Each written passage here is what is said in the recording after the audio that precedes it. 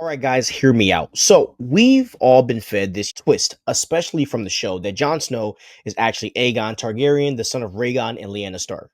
And yeah, in the Game of Thrones show, they leaned all the way into that. But if we step back and look at George R. R. Martin's books, especially The Winds of Winter, which is still unreleased, George, please release that. There's room and a lot of room for a completely different possibility for Jon.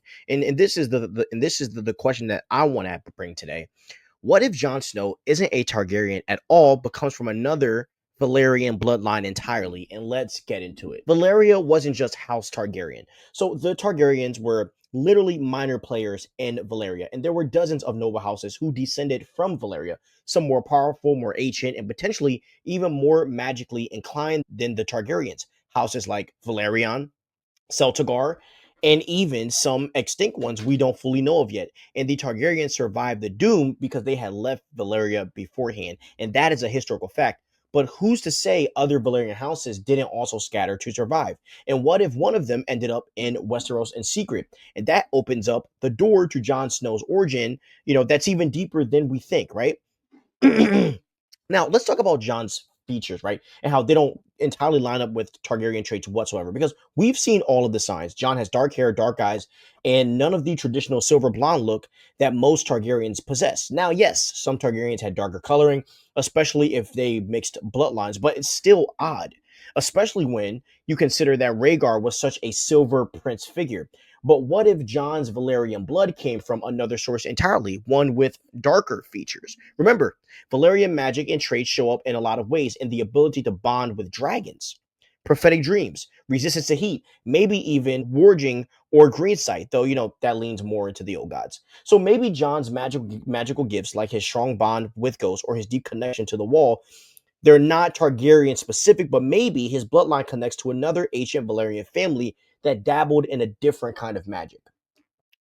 Now, this brings us to the prophecy, right? The Azor Ahai, right? The prince that was promised and all of that. Everyone wants Jon to be the Azor Ahai reborn.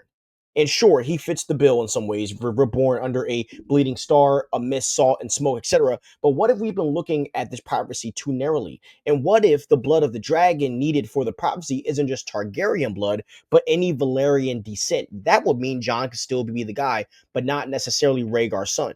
He could be the descendant of an ancient hidden Valyrian line, maybe one lost to time after the Doom, a family that intermarried in Westeros and whose legacy faded until Jon Snow. Here's where I'm going to get even nerdier. What if Jon's connection to the North, his ties to the direwolves, the Wall, and the Old Gods isn't just through the Starks, but because his Valyrian lineage has been in the North all along? Think about it. What if a long-lost Valyrian noble house fled to the North after the doom of Valyria centuries ago, lived in secrecy, maybe even married into first men bloodlines? That would explain Jon's strange connection, right, to both fire and ice. The Valyrian blood for fire and the Northern Ward's blood for ice. That's why he feels so torn between worlds. And that's why he feels called to the wall. That's why he can lead wildlings and still ride a dragon. He represents something older than just Stark or Targaryen. He's something of maybe both. And let's not forget, Jon literally dies and comes back, and that's no small feat. Beric, he did it, sure, but Jon's resurrection felt way bigger, more meaningful, way more meaningful. What if his resurrection isn't just about plot, but destiny? What if the magic that brought him back is tied to the ancient, forgotten Valyrian bloodline? Something the Lord of Light or even the gods beyond comprehension need alive. And it gives his character more depth than just being a long lost Targaryen. It makes him a chosen one from a forgotten legacy. So, what if Jon Snow isn't the lost son of Rhaegar? What if that twist was too easy and just too surface level?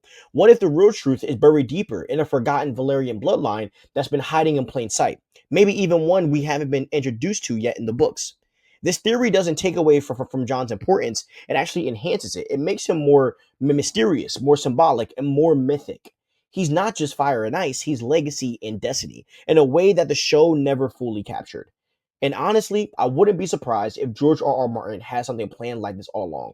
Because in A Song of Ice and Fire, things are never as simple as they seem. Now, hope you guys enjoyed this theory that I have about Jon Snow.